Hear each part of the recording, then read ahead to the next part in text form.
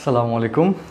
আমাদের এইচএসসি 27 অর্থাৎ যারা এবছর কলেজে ভর্তি হবা তাদের জন্য আমাদের হলিক্রস ড্রিমার্সের পক্ষ থেকে যে ক্লাসগুলোর আয়োজন করা হচ্ছে, আজকে তার সেকেন্ড লেকচার। তোমাদের জন্য একটু অপেক্ষা করছিলাম যাতে সবাই ক্লাসে চলে আসতে পারে, জয়েন্ট হইতে পারে। হ্যাঁ, এতে যেটা হবে যে ক্লাসটা সুন্দর করে নেওয়া যাবে, তাই না? আচ্ছা, তো সবাইকে কোন কলেজের স্টুডেন্টস একটু আমাকে জানাও, আমি একটু চেক করে কথাবার্তা বলা শুরু করি, পড়া শুরু করি, এবং তার সাথে আরও কিছু ফ্রিকোয়েন্টলি আস্ক কোয়েশ্চেন্সের অ্যান্সার দিয়ে দিই যে কোয়েশ্চেন্সগুলো তোমাদের মাথায় ঘুরে। প্রথম কথা হচ্ছে, কবে হলিক্রসে ভর্তি পরীক্ষা হবে বা কবে নরডেমে ভর্তি পরীক্ষা হবে। তো বিজ্ঞপ্তিটা আমি প্রতি বছরের ন্যায় যেটা ধারণা করছি যে আগামী 2 উইক্সের মধ্যে বিজ্ঞপ্তিটা পেয়ে যাবে, আর উইথিন 4 উইক্স তোমার ভর্তি পরীক্ষাটা হয়ে যাবে। অর্থাৎ 1 মাসের মতো সময় আছে, আর এই সময়টুকুর মধ্যে তুমি যথেষ্ট এফোর্ট দিয়ে যদি একটু ভালোভাবে পড়তে পারো তাহলে তোমার ইনশাল্লাহ চান্স হয়ে যাবে। কারণ এখানে চান্স পাওয়া না পাওয়াটা ডিপেন্ড করে তোমার হচ্ছে একদম পুঙ্খানুপুঙ্খ জিনিসপাতি জানার উপর, সেমভাবে কনফিডেন্টের উপর। আর এই কনফিডেন্সটা তুমি যদি বুস্ট আপ করতে চাও তাহলে অবশ্যই কোনো একটা প্রিমিয়াম কোর্সে জয়েন্ট হইতে হবে। এক্ষেত্রে হলিক্রস ড্রিমার্সের কোর্স 100% তুমি আস্থার সহিত নিতে পারবা। অলরেডি অনেক স্টুডেন্ট কিন্তু করাচ্ছে, সেখানে আমারও হায়ার ম্যাথ সবগুলো ক্লাস নেওয়া হয়েছে। তো এখন এটা হচ্ছে প্রথম কথা। সেকেন্ড কথা হচ্ছে, এই সময়টুকু কিভাবে কাজে লাগাবা। এই সময়টুকুতে অবশ্যই হলিক্রস এবং নরডেম, যে ছেলেদের জন্য নরডেম কলেজ আর মেয়েদের জন্য হলিক্রস কলেজ, এই দুটো কলেজে অবশ্যয় ভর্তি পরীক্ষার জন্য বেশি করে পড়তে হবে। আর যারা একদম নতুন আজকে ফার্স্ট ক্লাস করছো, আমি আমার পরিচয়টা দিয়ে দিই। আমি মোহাম্মদ রফিকুজ্জামান রাফি, এক্স নরডেমিয়ান, অর্থাৎ নরডেম কলেজে পড়েছিলাম সেই 2013 সালে। আর তোমরা 2025 সালে এসে নরডেম কলেজে পড়বা বা হলিক্রস কলেজে পড়বা। আর আমার লাইফের সবচেয়ে বড় টার্নিংটা ছিল নরডেম কলেজের 2 বছরটা। নরডেম কলেজে ভর্তি হওয়াটা আমার লাইফে সবচেয়ে বেস্ট ডিসিশন ছিল। সেই জন্যে তোমাদেরকেও আমি উৎসাহিত করি যাতে তোমরাও এই সেরা কলেজ দুইটাতে ভর্তি হতে পারো। আর ছেলেরা হলিক্রসে ভর্তি হওয়ার কোনো সুযোগ নেই, আর মেয়েদের নরডেমে ভর্তি হওয়ার কোনো সুযোগ নেই। তবে একটা ব্যাপার আছে, মেয়েদের নরডেম কলেজ ময়মনসিংহ, সেখানে ছেলে মেয়ে একসাথে শুনলাম কম্বাইন্ড। নরডেম কলেজ ময়মনসিংহ, সেখানে আবার ভর্তি পরীক্ষা হয় না, ঢাকারটাই শুধু ভর্তি পরীক্ষা হয়, বুঝছো? তো আর আরেকটা ব্যাপার হচ্ছে, ভর্তির জন্যে তোমাকে অনেক কিছু পড়তে হবে এরকমও আসলে না। তোমার বুঝতে হবে কোনটা পরীক্ষার জন্য ইম্পর্ট্যান্ট, কোনটা পড়তে হবে, কোনটা বাদ দিতে হবে। তুমি যদি না বুঝো, যে যদি বোকার মতো এখন সব A to Z line by line পড়ো, তাহলে তোমার আসলে মানে প্রিপারেশন লো হয়ে যাবে। হ্যাঁ, সো ইম্পর্ট্যান্ট লাইন্সগুলো বুঝতে হবে, এবং এই জন্যে একটা পড়ার স্ট্র্যাটেজি আছে। স্ট্র্যাটেজিটা হচ্ছে এরকম, তুমি যদি নিজে প্রশ্ন করতা, ওকে, মানে চিন্তাটা করবা যেভাবে। কারণ আমি নিজে যখন নরডেম কলেজে জন্য প্রিপারেশন নিয়েছিলাম, প্র্যাকটিস করেছিলাম, তখন মানে আমি নিজে কিন্তু কোচিং করি নাই। আমাদের সময় কোচিংয়ের এত চল ছিল না এবং তখন ফেসবুক লাইভ বলতে কিছুই ছিল না। ফেসবুকের অবস্থা এত, আর তোমরা 2013 সালে তোমরা কোন ক্লাসে পড়তা চিন্তা করে দেখো। মোস্ট প্রবাবলি তোমরা ক্লাস 1-এ পড়তে হয়তো, বা হয়তো পড়তাও না আসলে, তাই না? হ্যাঁ, 3-4 বছরের বাচ্চা এরকম হইতে পারে। হ্যাঁ, এরকম না, 3-4 বছরের বাচ্চা না, 2013 সালের ঘটনা। সো 13 সালে আমি নরডেম কলেজে ভর্তি হয়েছিলাম। তো সেই জন্যে আবার এখন নরডেমের পরে বুটেক্স থেকে ইঞ্জিনিয়ারিং কমপ্লিট করে এখন টিচিংয়ে আছে, অনেক বছর ধরে পড়াচ্ছি। আর পড়াইতে ভালো লাগে দেখে পড়াচ্ছি আসলে। তারপর হয়তো যদি ভালো না লাগে তাহলে বিদেশ চলে যাবে, এরকম প্ল্যান। যাই হোক, এখন সহজ মূল কথা সেটা হচ্ছে, আমি যেভাবে মাইন্ডসেট করেছিলাম যে আমি যদি প্রশ্ন করি তাহলে আমি কীভাবে ঘুরে পেঁচে প্রশ্ন করব। হ্যাঁ, কারণ অ্যাভারেজ প্রশ্ন দিলে তো ডেফিনেটলি এটা ভর্তি পরীক্ষা, এখানে এত স্টুডেন্ট পরীক্ষা দিবে। তো সেই জায়গাটাতে অ্যাভারেজ প্রশ্ন দিলে তো আসলে যাচাই করা যাবে না, যাবে না। তো তোমাকে এই কথাটা মাথায় আগে ঢুকাইতে হবে যে অ্যাভারেজ টাইপের প্রশ্ন এখানে দিবে না। আর সেকেন্ডলি হচ্ছে, তুমি যদি ভর্তি পরীক্ষার প্রশ্ন করতে তাহলে তুমি কী টাইপের প্রশ্ন করতে।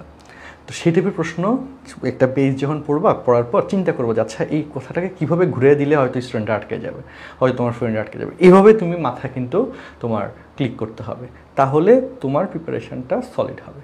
এবং যদি এটাতে তুমি একটু কষ্ট হয়ে যায় এই সিস্টেমটা আয়ত্ত করতে, তাইলে তোমাকে প্রিমিয়াম একটা কোর্সে ভর্তি থাকতে হবে, সেখানে তোমার হয়ে এই কাজটা টিচাররা করে দিবে। যেমন ধরো আমি যে ক্লাসগুলো নিচ্ছি, বা হলিক্রস ড্রিমার্স ম্যাথের যে ক্লাসগুলো আমি নিয়েছি, সেখানে এই জিনিসগুলো আমি করেছি। এখানে তো ক্লাস ডিউরেশন একটু বেশি, 1.5 ঘন্টা করে ক্লাসগুলো নেওয়া। বা বায়োলজি যে ক্লাসগুলো নিয়েছিল সাইমা আমাদের জুনিয়র, এবং খুব ভালো ক্লাস নিয়েছে, হলিক্রস কলেজেরই 2019 ব্যাচ। হ্যাঁ, আমার যতটুকু মনে পড়ে। তো ঢাকা বিশ্ববিদ্যালয়ে পড়ে, সেও বায়োলজি পড়ানোর সময় এভাবে খুঁটিয়ে এগুলো অ্যানালিসিস করে পড়িয়েছি দেখলাম, এবং বেশ ভালো, এবং ওগুলো থেকে কমন আসে। এবং ভর্তি গ্রুপের মধ্যে ঢুকলে তুমি ওয়েবসাইটের প্রিমিয়াম অ্যাক্সেসটা যখন পাবা, সেখান থেকে তুমি কিন্তু এই জিনিসটা পেয়ে যাবা। হ্যাঁ, সো এখন খুঁটিয়ে পড়তে হবে। খুঁটি খুঁটি প্রশ্ন করার যে মাইন্ডসেট এটা তোমার মাথায় আনতে হবে, তাহলে তুমি প্রিপারেশনে বুঝতে পারবা যে আচ্ছা তোমার তখন কনফিডেন্স লেভেলটা বাড়বে। আর যদি তুমি অ্যাভারেজ টাইপের পড়াশোনা করো, অ্যাভারেজ টাইপের প্রিপারেশন নাও, তাহলে অ্যাভারেজ টাইপের মতো অবস্থা হয়ে অ্যাভারেজলি বাদ হয়ে যাবে। হ্যাঁ, তুমি আর বেস্ট স্টুডেন্ট হয়ে হলি ক্রসে চান্স পাবা না, বা বেস্ট স্টুডেন্ট হিসেবে স্বীকৃতি পেয়ে নর্ডেম কলেজের চান্স পাবা না। সো এই ব্যাপারগুলো কিন্তু একটু কনসার্নের বিষয়। সো আজকের আমরা এই যে আমি একটু অপেক্ষা করছিলাম, কিছুক্ষণ কথা বলছিলাম, তোমাদের সাথে গল্প করছিলাম, যাতে সবাই একটু জয়েন হয়ে যেতে পারে। তোমরা যারা ক্লাসটা করছো, ক্লাসটা কিন্তু হারাই যাবে, আমাদের পেজে অনেক অনেক পোস্ট হচ্ছে, এই ক্লাস কিন্তু সহজে আবার খুঁজে পাবো না। তোমার দায়িত্ব হচ্ছে ক্লাসটা ওই শেয়ার বাটন থেকে শেয়ার করে প্রোফাইলে শেয়ার দিয়ে রাখা। তোমার প্রোফাইলে শেয়ার দিয়ে ফেলো, আর সাথে পরিচিত ফ্রেন্ড এক দুজনকে একটু মেনশন করো, যার মন জানে, যাকে তুমি পছন্দ করো, মনে করো যে না এর ভালো করা উচিত বা এই হলি ক্রসে পরীক্ষা দিবে। হ্যাঁ, একটু মেনশন দিয়ে দাও এক দুজনকে, আমি একটু দেখি কে কে মেনশন দিয়েছো। তো মাইশা আছো, ওয়ালাইকুম আসসালাম। সাইমা ইসলাম বলতেছো, হ্যাঁ সাইমা নামটা আসলে খুব পরিচিত আমার, এই নামে প্রতি বছর হলি ক্রসে কেউ না কেউ চান্স পায়। আমাদের অফলাইন ব্যাচ ফার্মগেটে যে পড়ে সেখানে প্রতি বছর কেউ না কেউ থাকে এই নামে। তারপর হচ্ছে মাইশা নামটাও খুবই পরিচিত, এই নামেও প্রতি বছর হলি ক্রসে কেউ না কেউ চান্স পায়, কারণ আমাদের অফলাইনে যে ফার্মগেটে পড়াই একই নামে এই বছরও আছে, 26 ব্যাচেও আছে, 27 ব্যাচেও, এই যে অ্যাডভান্স ব্যাচ মাত্র শুরু হইলো, আবার 25 যেটা যারা পরীক্ষা দিবে এবার, হ্যাঁ ওদের ব্যাচও ছিল। তো যাক, ভালো কিছু নামের ফজিলত। আচ্ছা, তো আমরা আজকে সবচেয়ে ইম্পর্ট্যান্ট যে চ্যাপ্টারগুলো, একটা তো অলরেডি কালকে আমরা যতটুকু পসিবল হয়েছে ডিসকাস করেছি, সেট অ্যান্ড ফাংশন, ফাংশনের কিছু জিনিস, আর সেকেন্ড ইম্পর্ট্যান্ট এবং মোস্ট ইম্পর্ট্যান্ট চ্যাপ্টার ত্রিকোণমিতি, এই চ্যাপ্টারটা নিয়ে ডিসকাস করবো আজকে। ছোটোখাটো খুঁটিনাটি কিছু ব্যাপার স্যাপার তোমাদের সাথে আলোচনা করার চেষ্টা করব। ঠিক আছে, সবাই প্রস্তুত কিনা বলো? Yes or no? সবাই কি প্রস্তুত আজকে ক্লাসের জন্যে? Yes or no? সবাই প্রস্তুত? আমরা ক্লাসটা শুরু করে দিই। ওকে,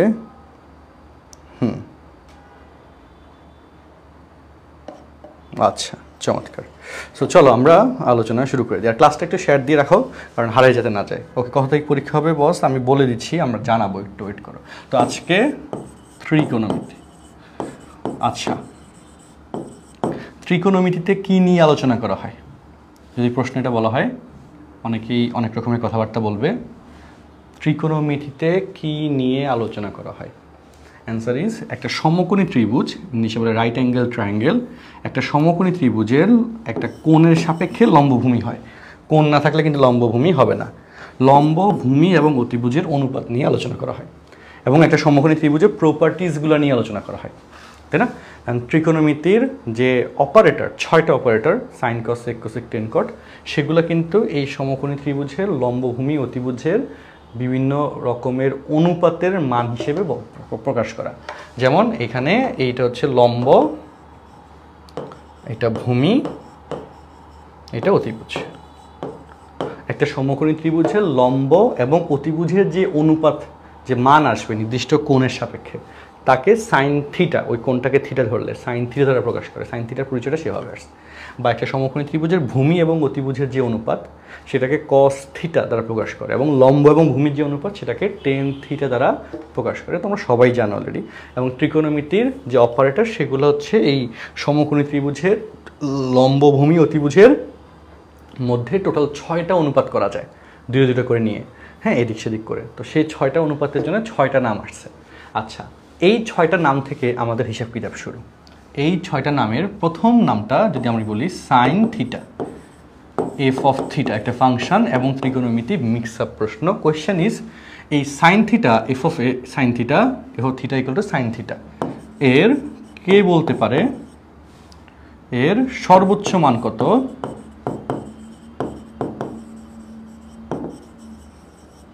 এবং সর্বনিম্ন মান কত?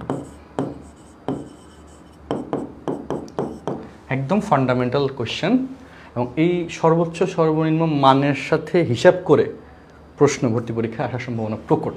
খুব সিম্পল প্রশ্ন, কিন্তু কমপ্লেক্সভাবে পোলাপাইন চিন্তা করে পরীক্ষা হলে ভুল করে আসে। সো এই ভুল যদি করতে না চাও, একটু যত্নশীলভাবে প্রিপারেশন নিতে হবে, ঠিক আছে? আচ্ছা, দেখি অ্যান্সার দাও তো, কমেন্টে অ্যান্সার দাও দ্রুত। সর্বোচ্চ মান কত, সর্বনিম্ন মান কত? একটু জানাই, দ্রুত জানাই। কমেন্টে দেখি কার কার সঠিক উত্তর আসে, কার কার সঠিক উত্তর আসে। আচ্ছা,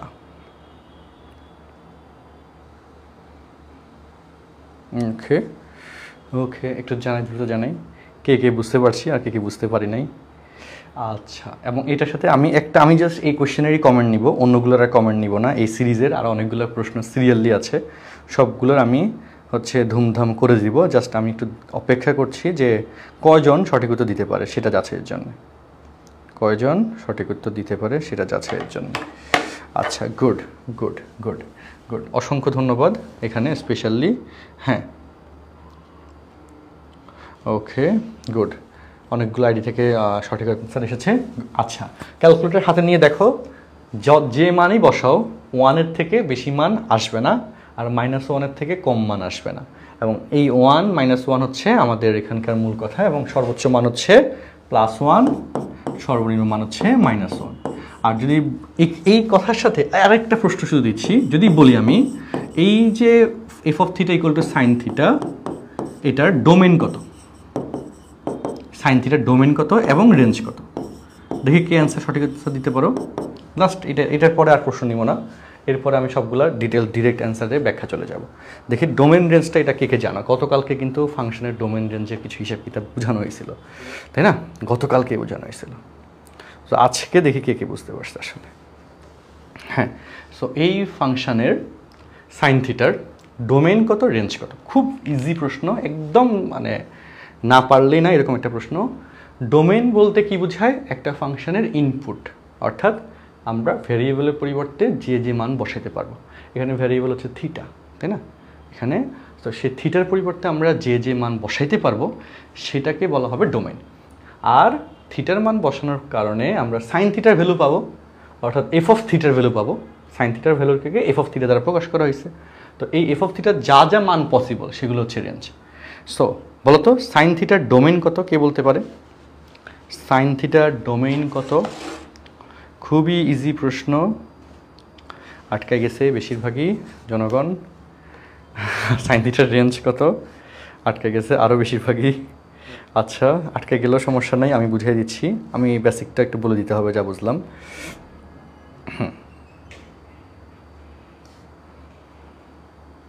ওকে, জানি না। আচ্ছা, খুবই আচ্ছা ব্যাপার না। সো এবার আমি তোমাদের হাতে ক্যালকুলেটর নিতে বলি। হাতে ক্যালকুলেটর নিয়ে দেখো, থিটার পরিবর্তে তুমি 0, ধনাত্মক বা ঋণাত্মক যে কোনো মান বসানো যায় এখানে। থিটার পরিবর্তে কি বললাম?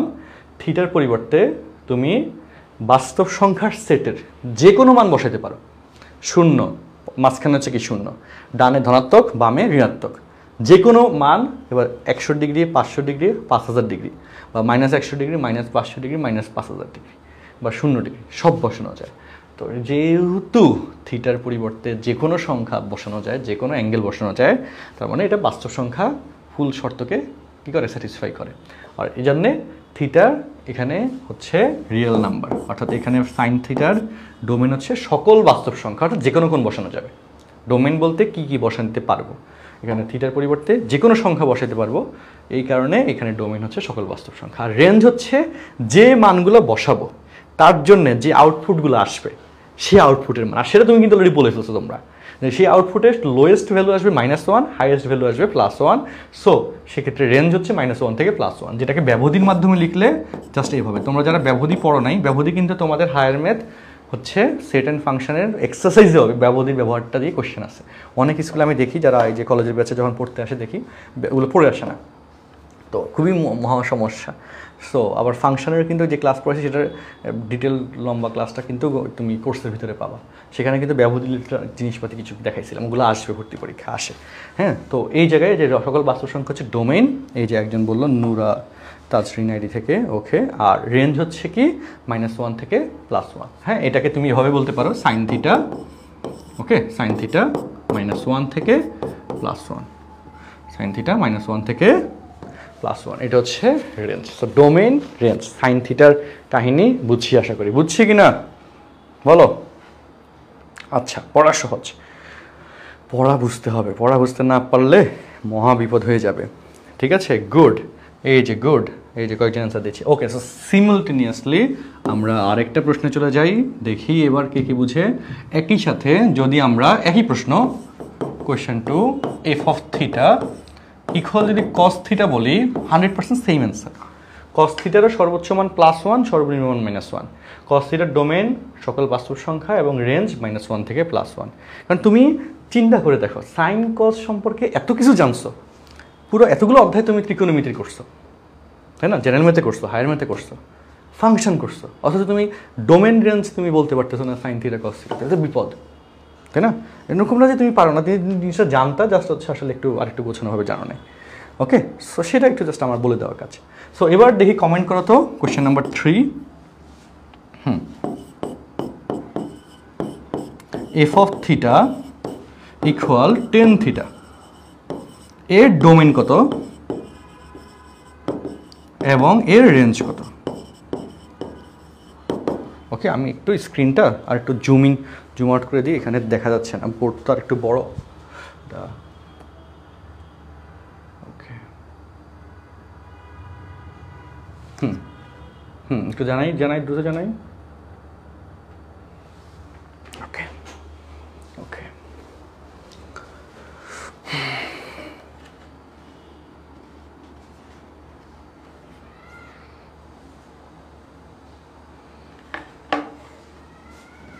নিচেরটা আসে না, উপরেরটা আসছে, কোনো সমস্যা না, চলে।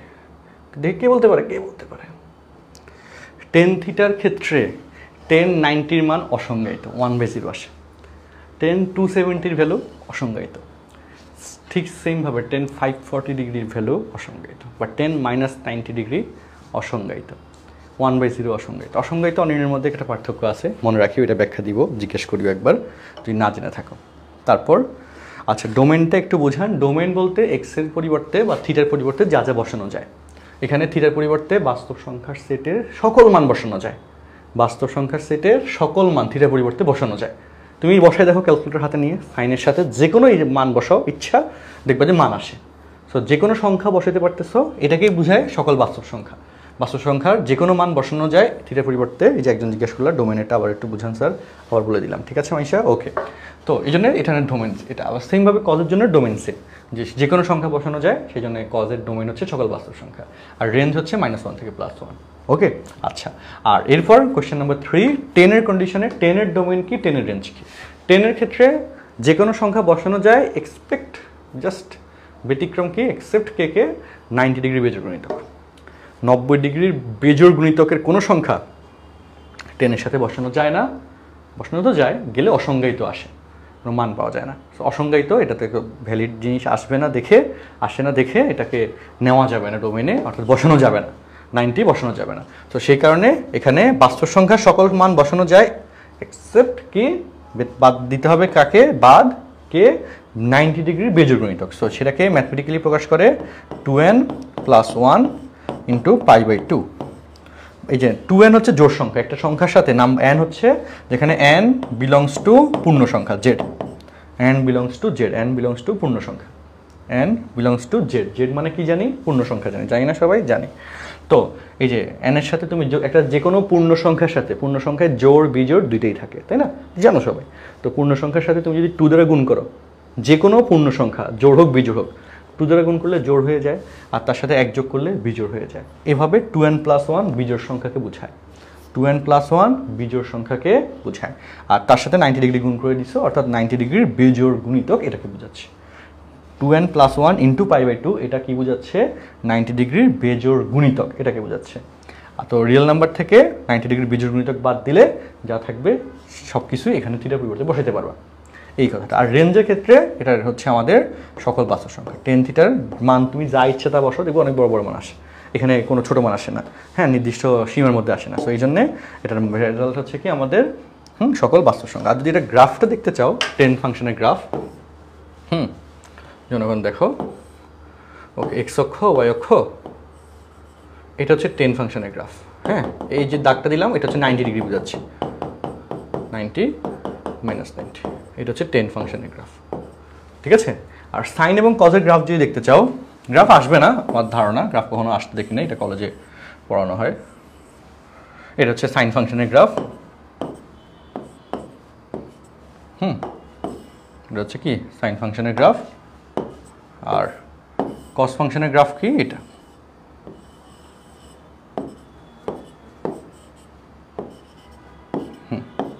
এটা হচ্ছে কস ফাংশনের গ্রাফ, এটা হচ্ছে সাইন থিটার গ্রাফ বা সাইন এক্সের গ্রাফ, হচ্ছে কজ এক্সের গ্রাফ। আচ্ছা, গ্রাফটা বেশি ইম্পর্টেন্ট না, জাস্ট দেখাই দিলাম এখানে highest value lowest value. So এটা হচ্ছে এরকম এদিকে চলতে থাকবে, এদিকে চলতে থাকে। হ্যাঁ, আচ্ছা তোমাদের সুন্দর গ্রাফ দেখাই আমি তো। আচ্ছা, এখানে গ্রাফ তো মনে হয় আঁকা যায় না। আচ্ছা, ওই ওয়েবসাইটে সার্চ দিলে পাবা। আচ্ছা, এটা কোন ক্লাসের জন্য? এটা হচ্ছে যারা এবছর হলিক্রস কলেজ ভর্তি পরীক্ষা দিতে চায় তাদের জন্য একটা স্পেশাল লেকচার। আচ্ছা, ওকে, এখন একেবারে গেল। তাহলে আমাদের এখানে প্রথমত আমরা সাইন কস 10-এর ডোমেন রেঞ্জটা একটু ডিসকাস করলাম এবং সর্বোচ্চ মান সর্বনিম্ন মান এই জিনিসগুলো জানলাম। এরপর কথা যেটা সেটা হচ্ছে এরপর সহজ প্রশ্ন দিচ্ছি। দেখি তোমরা অনেকে ডিপ্রেসড হয়ে যাচ্ছ, ডিপ্রেসড হয়ে গেলে সমস্যা।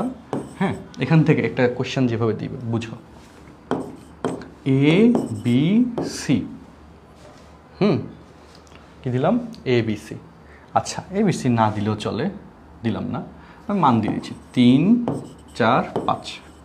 কোয়েশ্চেন হচ্ছে সাইন স্কোয়ার থিটা, এমসিকিউর question, minus cos square theta plus tan theta সমান কত? এরকম একটা ছোটোখাটো প্রশ্ন যে ক্যালকুলেশন টাইপ প্রশ্ন দিতে পারে, সাধারণত দেয়। সো এটার অ্যান্সার কি একটু বলো তো দেখি কমেন্টে, কে কী সঠিক উত্তর দিতে পারো দেখি। এটার অ্যান্সার কে কে সঠিক দিতে পারো দেখি। আচ্ছা, মোনালিসা রহমান, তুমি হচ্ছে আমাদের পেজে হোয়াটসঅ্যাপ নাম্বার দেওয়া আছে, ওই নাম্বারে একটা মেসেজ দিও। হ্যাঁ, তুমি এক্স্যাক্টলি কোন জিনিসগুলো বুঝো নাই, কোনটা বুঝো নাই সেটা তুমি হোয়াটসঅ্যাপে জানাইলে দেখা যাচ্ছে বুঝিয়ে দেওয়া যাবে ইনশাল্লাহ। হ্যাঁ, ওকে। আচ্ছা, আচ্ছা, এটার অ্যান্সার কি কে বলতে পারো? একটু কমেন্ট অ্যান্সার দাও কমেন্টে। এই যে এরকম একটা কোয়েশ্চেন ছোটো ফিগারের উপর বেসড করে এরকম প্রশ্ন দিতে পারে, দেওয়ার সম্ভাবনা আছে। আর সেই জন্য তোমাকে সেভাবে এটা অ্যান্সার করতে পারতে হবে। তো চলো আমরা দেখার চেষ্টা করি। তো sign square theta, sine theta মানে লম্ব বাই অতিভুজ। সাইন থিটা মানে কি? লম্ব বাই অতিভুজ। স্কোয়ার করলে 9/25 minus cos square theta, cause theta মানে ভূমি বাই অতিভুজ 4/5, স্কোয়ার করলে 16/25 প্লাস টেন থিটা। এখানে কিন্তু স্কোয়ার দেয় নাই, এখানে আমার টানে টানে স্কোয়ারের ভ্যালু বসেও না। আচ্ছা, অলরেডি অ্যান্সার দিয়ে দিয়েছে একজন। ওকে, টেন থিটা হচ্ছে কি লম্ব বাই ভূমি, সো 3/4। আচ্ছা, তারপর এখানে তুমি লসাগু কত? 100। লসাগু কত হবে? 100।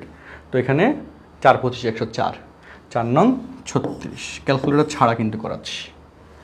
এখানে 4 25 100, তাই না? 4 4 16 64, 4 424, 4 16 64 প্লাস 4 25 100 25, 25 সাথে 3 মাল্টিপ্লাই করলে 75। ওকে, সো 5 6 11, 1 হাতে রয়েছে 1, 7 3 10 1 11 মাইনাস 64। এগুলো করতে করতে তুমি অভ্যস্ত হয়ে যাবে, তাই না? হাতে করতে হবে কিন্তু। 7 4 11, 7 5 6 7 8 9 7 7 4 11, 47/100। এই 7/4 অ্যান্সার দিচ্ছে। এই যে ধরে ছাদ থেকে ফলাই দেওয়া উচিত, ঠিক আছে? আচ্ছা, 47/100 যারা দিচ্ছ তাদেরটা ঠিক আছে। আরেকজন দিচ্ছ 3/4 + 1, এটা +1, 3/4 + 1 কীভাবে হয়? এটাকে প্লাস দিছি আমি। Sign square theta plus cos square theta হইলে 1 আসতো। হ্যাঁ, এটার মান 1 কীভাবে হবে? এখানে মাইনাস দেওয়া, ঠিক আছে? আচ্ছা, ওকে, সো তাহলে আমরা অনেকেই মোটামুটি বুঝে গেছি এবং এরকম ফিগার টাইপ ম্যাথ আসে এবং একটু সহজ ম্যাথ, বাট অনেকে হুট করে দেখলে পারে না, এটা হলো সমস্যা। হুট করে দেখলে পারে না, এই সমস্যা থেকে বাইরে দিতে হবে। এই সমস্যা পরীক্ষার হলে ফেস করা যাবে না, আমি আশা করি বুঝতে পারছি।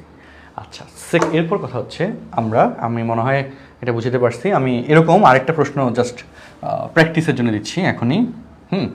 দেখি কে কে সঠিকভাবে দিতে পারো। ওকে, ঠিক আছে, জাস্ট এটা 1 নম্বর প্রশ্ন, এটা 2 নম্বর প্রশ্ন, একদম সহজ প্রশ্ন দিচ্ছি।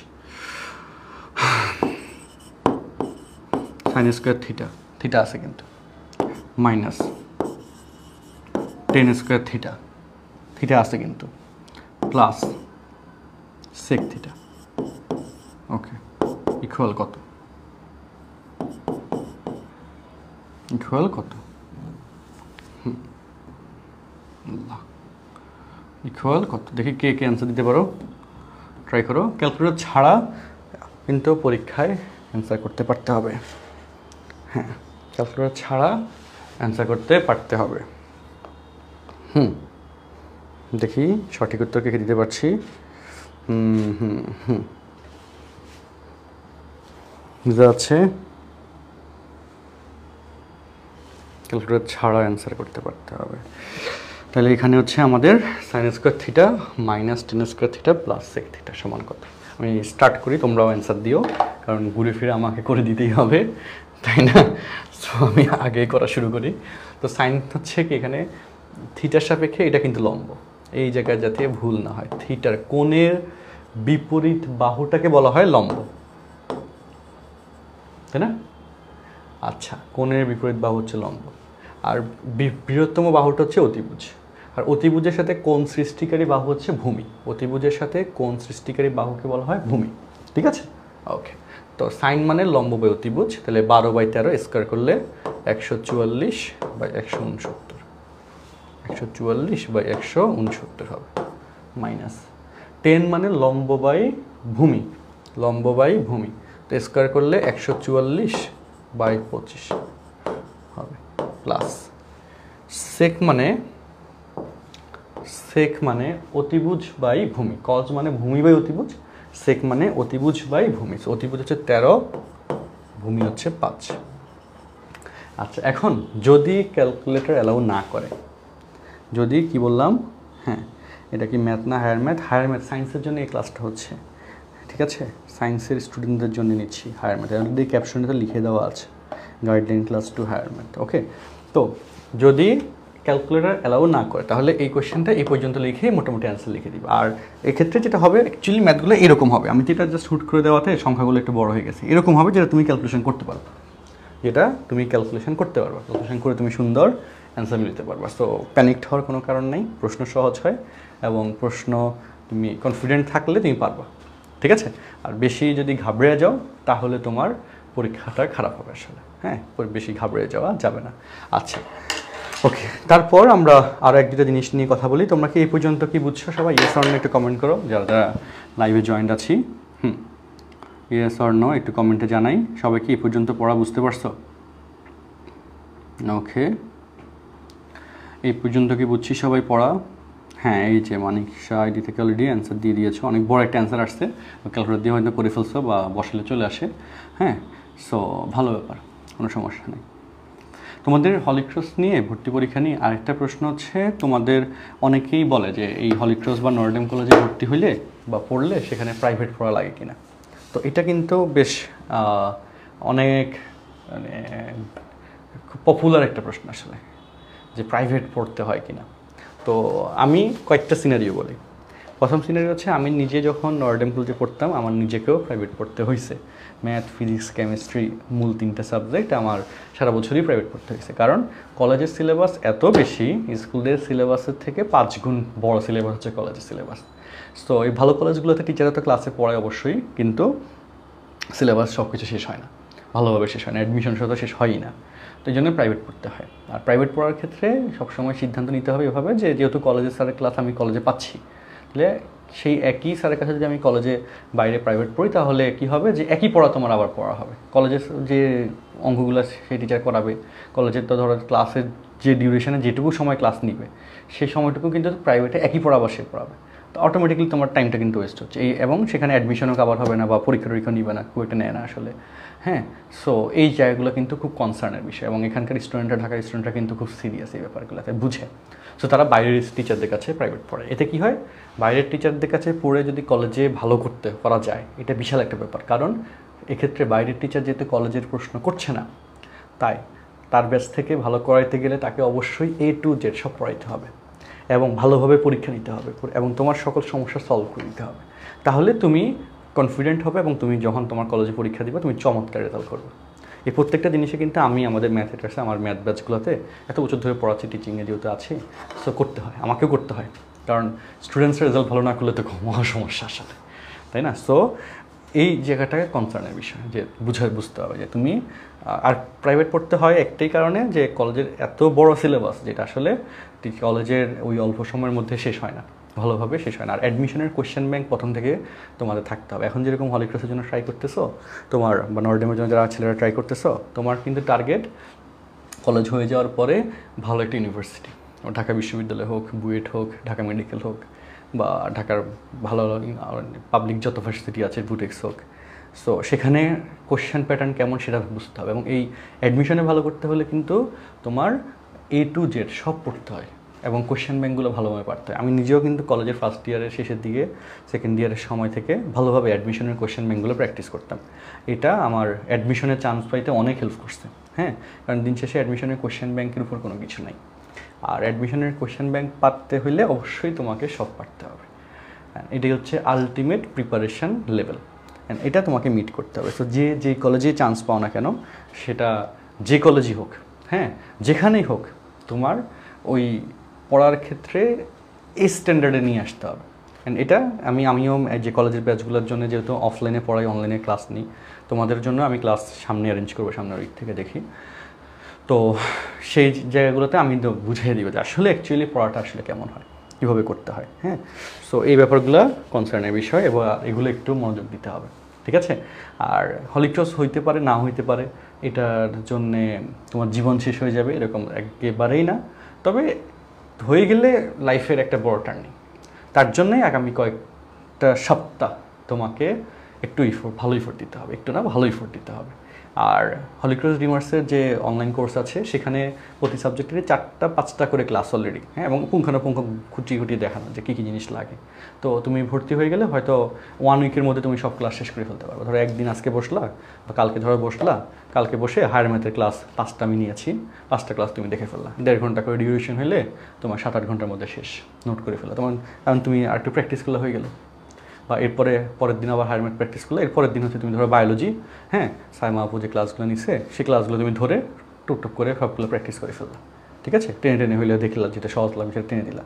এতে তোমার কিন্তু দেখা হয়ে যাবে ক্লাসগুলো। দেখা হওয়া মানে তোমার রিভিশন হয়ে যাওয়া, কারণ তুমি অলরেডি পড়ছো, তারপর তুমি এখন ক্লাস দেখতেছো, তখন তোমার মাথায় আরও গেঁথে যাবে জিনিসগুলো। এরপর যে পরীক্ষাগুলো ওরা নিবে, এখানে নেওয়া হবে, সেই পরীক্ষাগুলো যখন তুমি দিবা, তখন তোমার কাছে অটোমেটিক্যালি কী লাগবে, যে তোমার কোন কোন জায়গায় ইমপ্রুভ করা দরকার সেটা তোমার কাছে চলে আসবে, সে রিপোর্ট তোমার কাছে চলে আসবে। তুমি বুঝবা যে আচ্ছা আমার এই জায়গায় আমি ভুল করছি, তার সাথে সাথে তুমি সেটা আবার রিক্যাপ করে ফেললা, তাহলে তো আর কি ইনশাআল্লাহ তোমার বই সব ভালো মতো পড়া হয়ে গেলে তোমার তো চান্স কনফার্ম, কারণ এর বাইরে তো আর কিছু নাই, ঠিক না? সো এই জন্যে আসলে একটু যাচাই করে প্র্যাকটিস নেওয়ার চেষ্টা করতে হবে। আর চান্স পাওয়াটা একটা বড় একটা ব্যাপার আসলে, এটাতে মানে কোনো ডাউট নেই, এই ব্যাপারে কোনো ডাউট নেই। ওকে, সো আমরা তো কিছুক্ষণ আবার কথাবার্তা বললাম তোমাদের সাথে। তো তোমাদের আর কোনো ব্যাপারে কোনো কোয়েরি থাকলে আমাকে, হ্যাঁ, কি বললাম, কমেন্টে জানাও, আমি কমেন্টগুলো তো দেখতেছি, কোনো কোয়েরি থাকলে আমাকে জানাও, আমি অ্যান্সার দিব ইনশাআল্লাহ, ঠিক আছে? ওকে, সো এই মান নির্ণয় সংক্রান্ত প্রশ্ন আমরা আশা করি তোমরা বুঝতে পারছো। দেন আমি কিছু সাজেশন পয়েন্ট মার্ক করে দিই। হায়ার ম্যাথের চ্যাপ্টার 8.1, 2, 3 তিনটা, তো 8.1-এর ডিগ্রি, রেডিয়ান, এখানে যে কনভার্সনের ম্যাথসগুলা, এই ম্যাথসগুলা তোমাকে অবশ্যই প্র্যাকটিস করতে হবে। সেকেন্ডলি, ঘড়ির কাঁটার ম্যাথ অবশ্যই প্র্যাকটিস করে নিবা। 8.1 মূলত এই কনভার্সনটা ইম্পর্ট্যান্ট, আর হচ্ছে ঘড়ির কাঁটার ম্যাথ। 8.2 সেখানে মান নির্ণয়ের, এবং 8.3 দুই জায়গাটাতেই, হ্যাঁ, 8.2 এবং 8.3 মান নির্ণয়ের যে ম্যাথসগুলো আছে সুপার ইম্পর্ট্যান্ট। এই ক্ষেত্রে ডিগ্রিতে যেমন ইম্পর্ট্যান্ট, রেডিয়ানেরগুলোও ইম্পর্ট্যান্ট। রেডিয়ানের ম্যাথগুলোও কিন্তু করতে হবে, কোনো না কোনো সেটে আসবেই, এটা এক সহজ কথা। কোনো না কোনো সেটে মান নির্ণয়ের রেডিয়ানের, যে π/7, যে cos square π/7 plus cos square 2π/7, তাই না, বা cos স্কোয়ার 5π/7, এরকম করে ম্যাথ আছে না কয়েকটা মান নির্ণয় কোয়েশ্চেন সিরিজে, সেগুলো স্কোয়ারেরগুলো বেশি ইম্পর্টেন্ট। কিন্তু কিসের কোনগুলো? মান নির্ণয়ের প্রশ্নে যেগুলো স্কোয়ারের প্রশ্ন, এগুলো আসে মিস হবে না, বুঝছো? গুলি মিস যাবে কিন্তু প্রশ্ন মিস হবে না, ব্যাপারটা এরকম। আর এটা খুব লাগে কলেজে, এটা খুব বেশি পরিমাণে লাগে। তো যেহেতু বেশি পরিমাণে লাগে, সেহেতু তো এখানে ভর্তি পরীক্ষার প্রশ্ন দিবেই, দিবে না, না দেওয়ার তো কোনো সুযোগ নেই। এবং এই মান নির্ণয়ের সাথে এরকম মান নির্ণয় এমসিকিউতে আসবে কীরকম, যে বলে দিবে হবে, দেখি কে সঠিক কোনটা দিতে পারে। দেখি sin square π/4 into cos π/6 into into cot π/3 equal কত। এরকম মান নির্ণয় এমসিকিউর অপশন, নিচে কোনগুলো সঠিক বা এইটার মান নিচে কত, এভাবে দিয়ে দিই। এবার আসে, এগুলো তোমরা বোর্ডের জন্য করছো, কিন্তু হুট করে দেখলে পোলাপাইন আসলে মনে করে এগুলো সহজ প্রশ্ন কঠিন মনে করে, আবার ঘাবড়ে যায়, কনফিডেন্সহীনতা। সো সেই জন্যে কনফিডেন্সহীনতা যাতে না থাকে তার জন্যে তোমাকে একটু চর্চা করতে হবে, তাহলে পারবা ইনশাল্লাহ, না পারার কোনো কারণ নাই। আচ্ছা, এটার অ্যান্সার কি দেখি কে বলতে পারো। π/4 মানে কত? 45 ডিগ্রি। পাই মানে 180, 180 divide by 4 that is 45 degree. তো সাইন 45 ডিগ্রির ভ্যালু 1/√2, স্কোয়ার করলে 1/2, তারপর ইন্টু কস পাইয়ের value 180 divide by 6 30, cos 30 value কত? কস 30 ভ্যালু √3/2 ইন্টু কট π/3 মানে 60, tan 60 ভ্যালু √3 আর cot 60 ভ্যালু 1/√3। টেনের সাথে মিল রেখে আমাদের মূলত মনে রাখার চেষ্টা করতে হবে। tan 60 ভ্যালু কি? √3 আর cot 60 ভ্যালু 1/√3। তো অ্যান্সার উইল বি 1/4। যারা অ্যান্সার 1/4 দিয়েছো অলরেডি তাদেরটা সঠিক, যারা দাও নাই জাস্ট আমার দিকে তাকায় রয়েছো, তারা কপালে শনি আছে। হ্যাঁ আচ্ছা, 1/2√2 দিছো কেমনে? আমি ভুল করছি না তুমি ভুল করছো? আমি তো এতগুলো স্কোয়ার দিই নাই। আবার মিলাই, সাইন 45 ডিগ্রি ভ্যালু 1/√2, স্কোয়ার করলে 1/2, পাই মানে 180, 180/6 30। যারা খাই বলছো অলরেডি কয়দিন কোরবানির ঈদ গেছে, মাংস খাইতে খাইতে পড়াও সব খাই বলছো, তাদের কিন্তু কপালে দুঃখ আছে। হ্যাঁ, তো এখানে 180/6 30, cos 30 ভ্যালু √3/2 আর cot 60 ভ্যালু 1/√3, মাল্টিপ্লাই করলে 1/4 আসে। ঠিক আছে, ওকে। আচ্ছা গেল, সবাই কি বুঝছি? এই টাইপের ম্যাথ পারবা কিনা একটু ইয়েস অর নো কমেন্ট করে বলো। এই টাইপের ম্যাথ পারবো তো সবাই? হ্যাঁ, এই টাইপের ম্যাথ পারবো কিনা? ওকে,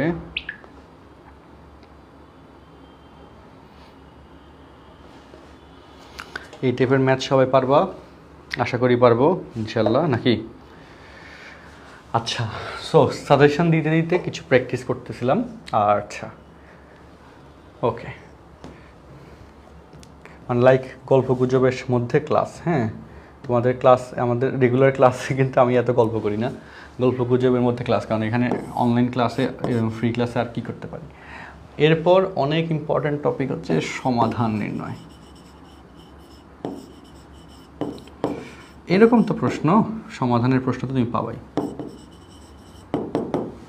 সমাধান করার প্রশ্ন তুমি পাবাই, কোনো মিস নাই।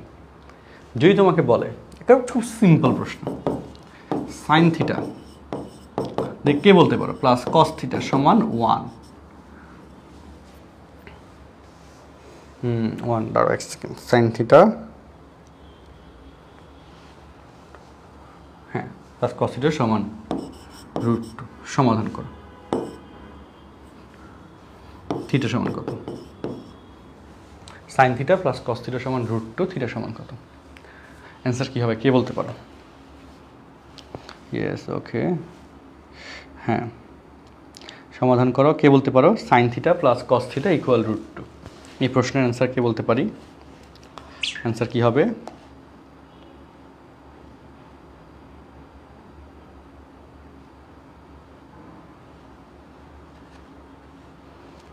থিটার ভ্যালু কত? ঘটনা কিন্তু খুব সহজ, গুড, এই যে অ্যান্সার দিয়েছে, গুড, অসাধারণ। এই যে তোমরা মাথা কাজ করা শুরু করছে, অসাধারণ ব্যাপার।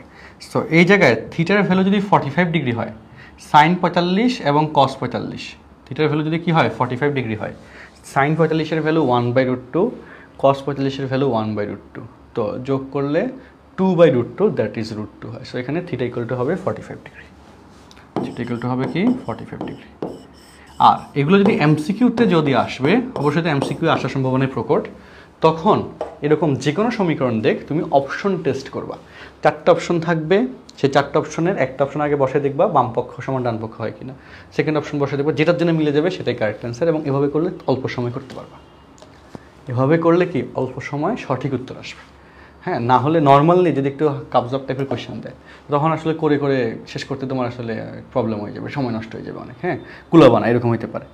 আর আরেকটা ব্যাপার হচ্ছে ভর্তি পরীক্ষার সময় মনে রাখতে হবে, সেটা হচ্ছে তোমাকে একটা কোয়েশ্চেন যদি তুমি দেখে মনে করো যে এটা কঠিন, এটা বাদ দিয়ে দিবা, এটা পরেরটা চলে যাবা। কারণ তোমাদের অনেক অনেক কনসেপচুয়াল স্ট্র্যাটেজি, হ্যাঁ, বুঝতে হবে, আগে থেকে মাইন্ডসেট করে দিতে হবে। এগুলো স্ট্র্যাটেজিগুলোতে যদি তুমি পিছিয়ে পড়ো তাহলে কিন্তু পরীক্ষা ভালো দেওয়াটা কঠিন হয়ে যাবে। তো প্রথম কথা কী বললাম, যদি তুমি হচ্ছে দেখো যে এই প্রশ্নটা একটু কঠিন বা একটু বেশি বড়, তুমি পারো কিন্তু বেশি বড়, দেখার সাথে সাথে যদি দেখো সিদ্ধান্ত নিয়ে নিবা যে না এটা আমি তাহলে পরে করবো, এটাকে জাস্ট একটু মার্ক করে নিবা পেন্সিল দিয়ে, পরেরটা চলে যাবা। ওকে, যেটা একদম প্রথম থেকে শেষ পর্যন্ত প্রশ্ন যখন দ্রুত পারো, ভালো ভালো প্রশ্ন যেগুলো পারতেছো মাথা ঠান্ডা রাখি একবার চেক করে দাগাই ফেলতে হবে ওইমারে। এবং ওইমারে দাগানোর সময় কিন্তু খুব নজর ঠিক রেখে দাগাইতে হবে। দেখা যাচ্ছে তুমি 10-এর আনসার হচ্ছে খ, সেই খটা তুমি 11-তে দাগাই ফেললা, খেলা শেষ। হ্যাঁ, এরকম করে 1-2টা দাগাইতে পারলে তোমার চান্স কবরে চলে যাবে। কথা বুঝছি? সো এই জায়গায় এই কথাটা মনে রাখবো, কোনোভাবেই একটা অপশনের অ্যান্সার আরেকটা অপশনে দাগানো যাবে না।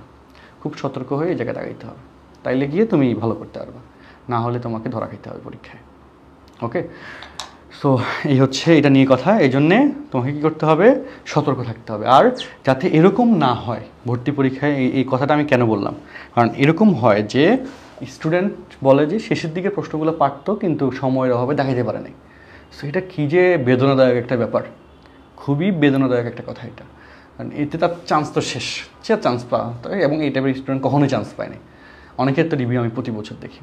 তোমাদেরও যখন তোমরা ভর্তি পরীক্ষা দিবে, তোমাদের ঢাকা হলিক্রস কলেজের গেটের ভর্তি পরীক্ষার আগে তো তোমরা আসবে, গেটের অপোজিটেই ঠিক বিপরীতেই হচ্ছে আমাদের ম্যাথেটার্স কোচিং হলিক্রস ডিমার্সের অফিস। সো ঠিক অপোজিটে গেট যেটা এখন আছে রানিং, গেটের ঠিক গেট থেকে সামনে যে রাস্তার সামনে যে বিল্ডিংটা, সেটাই হচ্ছে হলিক্রস ডিমার্স বা এবং ম্যাথেটার্স আমাদের অফিস।